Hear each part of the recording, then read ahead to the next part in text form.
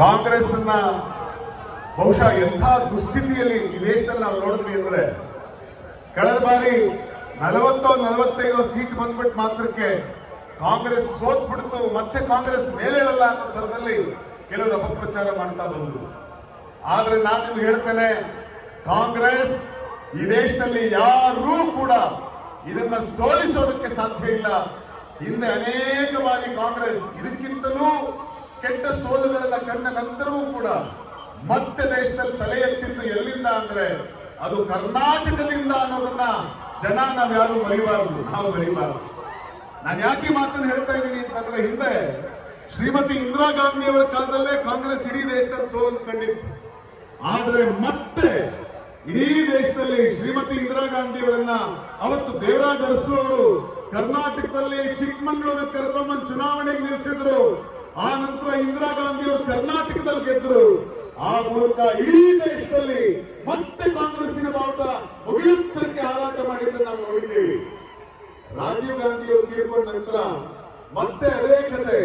ರಾಜೀವ್ ಗಾಂಧಿ ಅವರು ತೀರ್ಕೊಂಡ್ರು.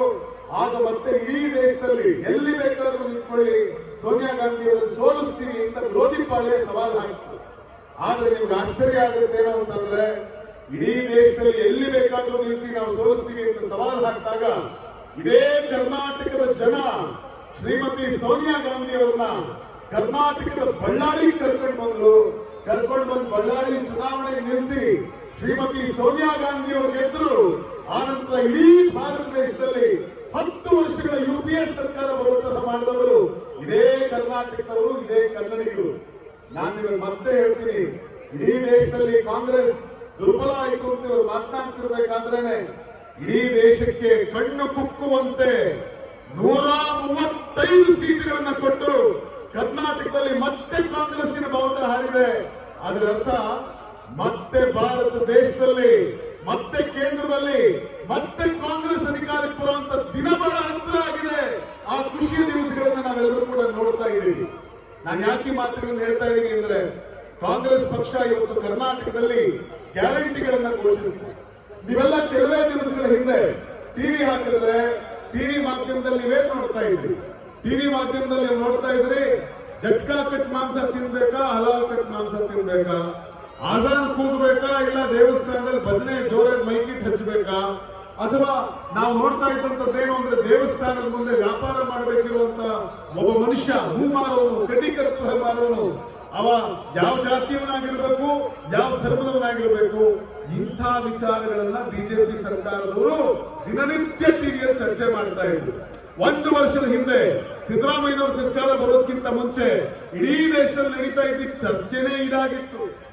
ಆದ್ರೆ ಇವತ್ತು ನೀವು ಟಿವಿ ಹಾಕಿದ್ರೆ ಕಳೆದ 1 ವರ್ಷದಿಂದ ಯಾವ ಹಿಂದೂ ಮುಸ್ಲಿಂ ಇಲ್ಲ, 1 ವರ್ಷದಿಂದ ಯಾವ ಗಲಾಟೆ ಗಲಭೆ ಇಲ್ಲ, ಹಲಾಲು ಹಿಜಾಬು ಜಟ್ಕಾ ಕಟ್ಟು ಮಾಂಸ ಇದರ ಬಗ್ಗೆ ಚರ್ಚೆಗಳಿಲ್ಲ.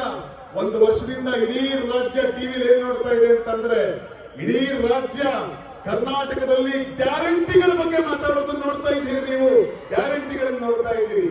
ಕರ್ನಾಟಕದ ಬಡ ಹೆಣ್ಣು ಮಕ್ಕಳು ನಮಗೆ ಸಿದ್ದರಾಮಯ್ಯನವರ ಸರ್ಕಾರ 2,000 ರೂಪಾಯಿ ಕೊಟ್ಟದ್ರಿ, ಅದರ ಫಲಾನುಭವಿಗಳು ನಾವಿದ್ದೀವಿ ಅಂತ ಹೇಳಿ ಹೆಣ್ಣು ಮಕ್ಕಳು ಖುಷಿಯಿಂದ ಮಾತನಾಡ್ತಾರೆ.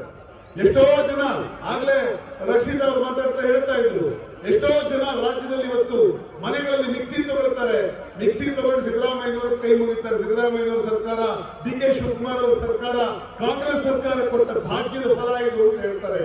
ಎಷ್ಟೋ ಜನ ಹೆಣ್ಮಕ್ಳು ಹೊಸ ಮೊಬೈಲ್ ತಗೊಳ್ತಾ ಇದ್ದಾರೆ, ತವರ ಮನೆಗೆ ಹೋಗ್ತಾ ಇದ್ದಾರೆ. ಇಡೀ ರಾಜ್ಯದ ತುಂಬಾ ಹೆಣ್ಣು ಮಕ್ಕಳಿಗೆ ಉಚಿತವಾಗಿ ಬಸ್ಸುಗಳನ್ನ ಬಿಟ್ಟಿದ್ದಾರೆ.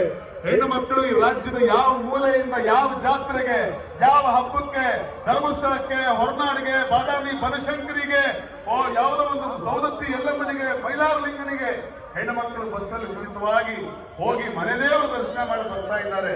ಯಾರಿಂದ ಇದು ಸಾಧ್ಯ ಆಯಿತು ಅಂದ್ರೆ, ಇಡೀ ಕರ್ನಾಟಕ ಹೇಳುವ ಹೆಸರು ಕಾಂಗ್ರೆಸ್. ಇಡೀ ಕರ್ನಾಟಕ ಹೇಳುವ ಹೆಸರು ಜೋರ್ ಹೇಳ್ರಿ.